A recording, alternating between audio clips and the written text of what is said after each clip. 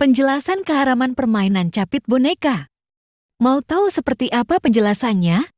Yuk ikutin terus dan jangan lupa subscribe.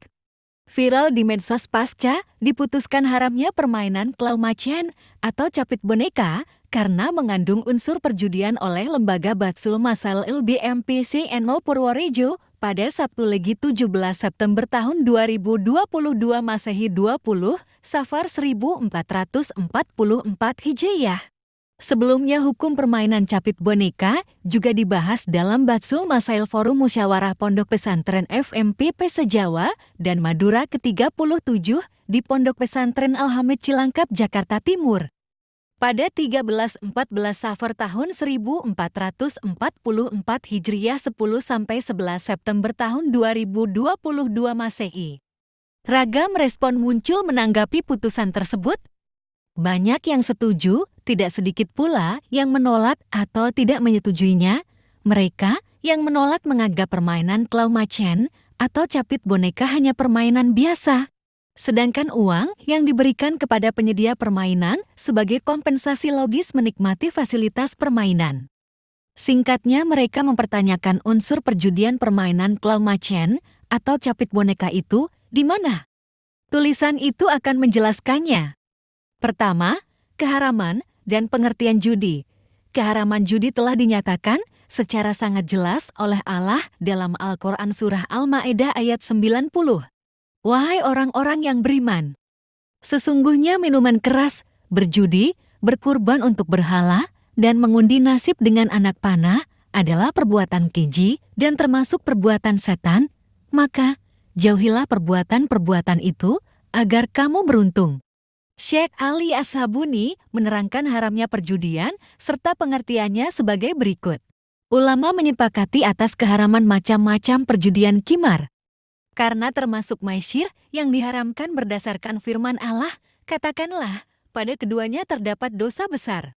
Maka setiap permainan yang terdapat keuntungan pada satu pihak dan kerugian pada pihak yang lain adalah perjudian yang diharamkan. Baik permainannya menggunakan dadu, catur, atau selainnya, termasuk judi di masa kini, adalah loteria nasib. Lebih jelas, Syekh Muhammad bin Salim bin Sa'id Basil menjelaskan segala perkara yang mengandung perjudian. Adapun bentuk perjudian yang telah disepakati ulama adalah di mana masing-masing kedua belah pihak mengeluarkan iwat atau imbalan secara berimbang. Inilah yang dimaksud maisir dalam ayat. Sudut pandang keharamannya adalah jika masing-masing bimbang antara jika salah satu menang, maka pihak yang kalah harus membayar. Demikian juga sebaliknya. Dari penjelasan di atas, dapat dipahami bahwa keharaman judi sudah menjadi kesepakatan ulama. Adapun yang dimaksud perjudian yang diharamkan adalah setiap permainan yang tidak hanya tertentu menggunakan dadu, tetapi yang memenuhi unsur-unsur berikut. 1. Masing-masing pihak mengeluarkan iwat atau ganti. 2. Terdapat keuntungan pada satu pihak dan kerugian pada pihak yang lain, dan 3. Masing-masing bimbang, untung-untungan, atau berspekulasi. Jika salah satu menang, maka pihak yang kalah harus membayar, demikian juga sebaliknya.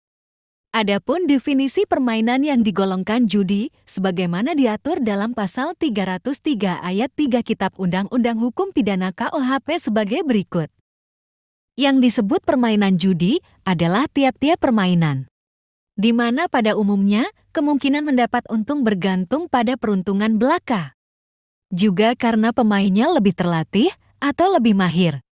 Di situ termasuk segala pertaruhan tentang keputusan perlombaan atau permainan lain-lainnya yang tidak diadakan antara mereka yang turut berlomba atau bermain, demikian juga segala pertaruhan lainnya. Kedua, gambaran permainan capit boneka sederhananya sebagai berikut. Pemain membeli satu koin seharga Rp1.000 pada B penyedia mesin capit boneka. Capit boneka dapat diaktifkan dan digunakan setelah memasukkan koin. Satu koin dapat mengaktifkan capit sekitar 20 detik. Dalam masa singkat itu, si M mungkin memperoleh boneka atau tidak.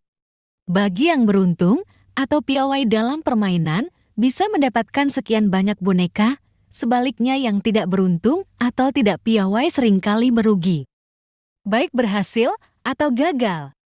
UANG Rp1.000 yang sudah ditukarkan koin hangus, sehingga untuk dapat bermain lagi si A harus kembali membeli koin, dan begitu seterusnya. Ketiga, analisis hukum.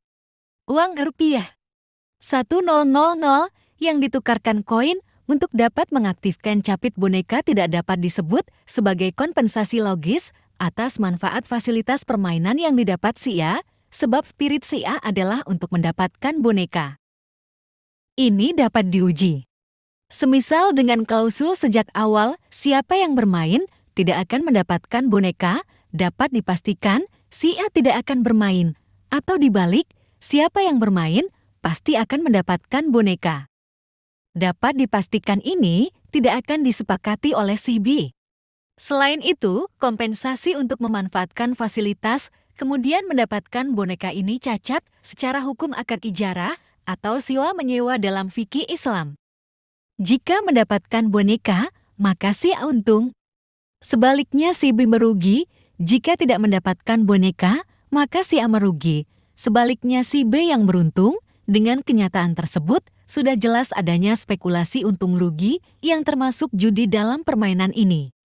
Kemungkinan mendapatkan boneka atau tidak dengan mendasarkan pada untung-untungan inilah yang menyebabkan permainan ini termasuk permainan spekulatif yang haram. Persis seperti spekulasi dalam judi dengan dadu, wallahu alam.